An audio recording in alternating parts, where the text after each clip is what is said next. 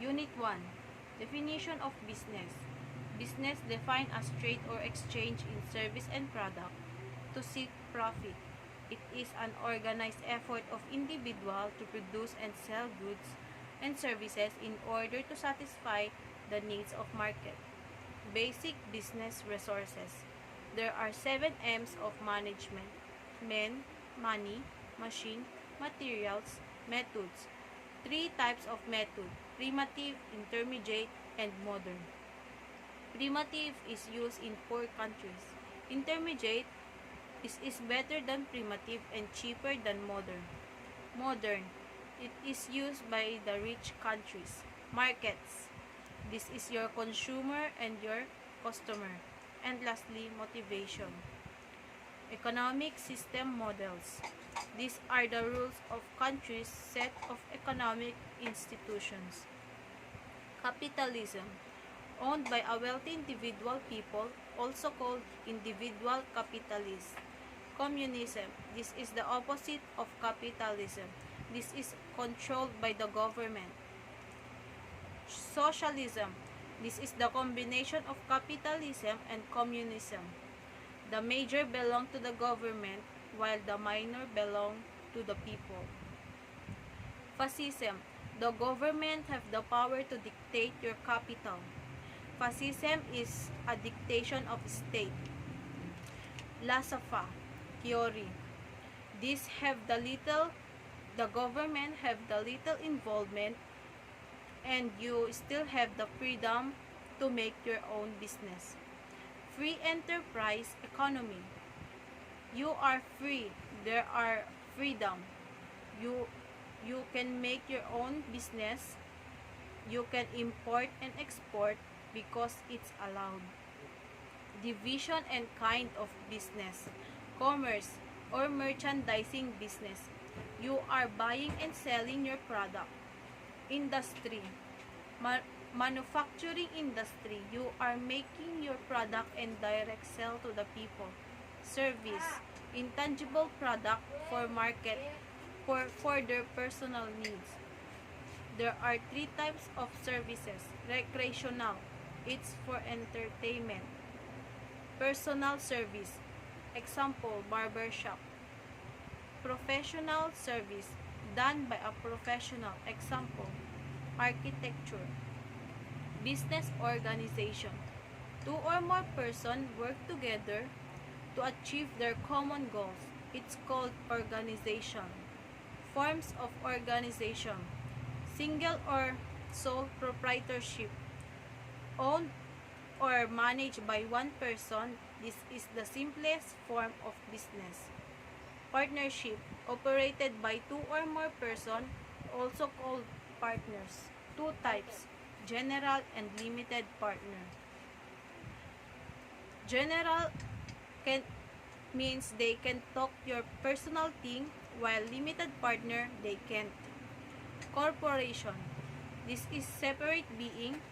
The lifespan of a corporation is extend up to 50 years and can have 15 persons. When you have stock, you are called stockholder, and you have the portion of that company.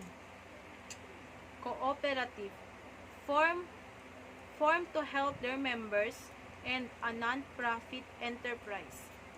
6 types of cooperative: credit, consumer, producer, marketing, service, and multipurpose. Credit, this is a financial organization. It talks about money. Consumer, goods that they offer but they don't sell.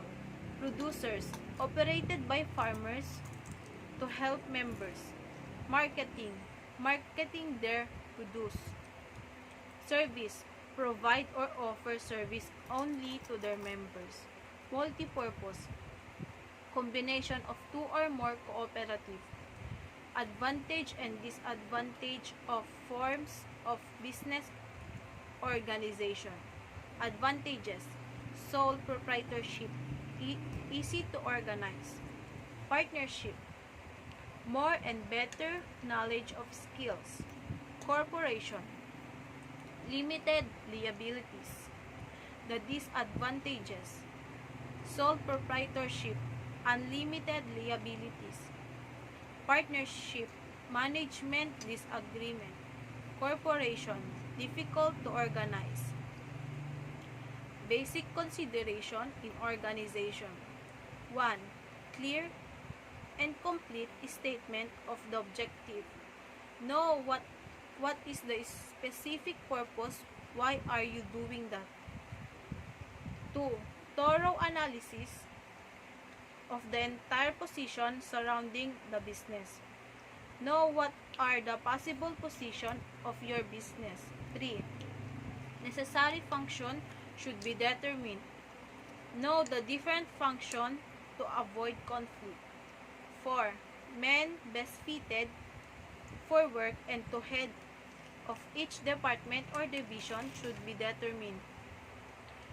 Determine the function of your employees. The 7 principles of organization. Principle of objective. Principle of analysis. Principle of simplicity. Principle of punctualization. Principle of departmentalization. Principle of centralization of authority and responsibility. Principle of limited span of executive control. Unit 3. Organizational structure. A system used to define hierarchy within the organization. Types of organizational structure. Line type organization. This is the simplest and less people involved. Line and staff structure. Combination of best feature of line and functional type. The word staff means to give advice, assist, and coordinate to the company. Functional structure. Divide the executive to different departments according to their function. Advantages and disadvantages. The advantages: line type, easy to define responsibility. Line and staff, greater strength. Functional, greater specialized skills.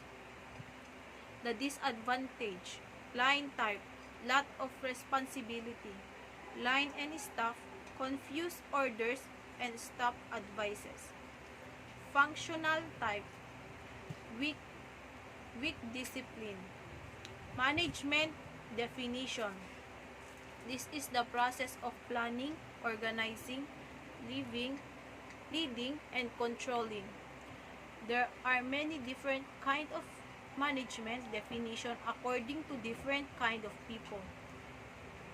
Weyrich, 1993, Mahogany, 1961, Terry, 1982, and lastly, Massey, 1964.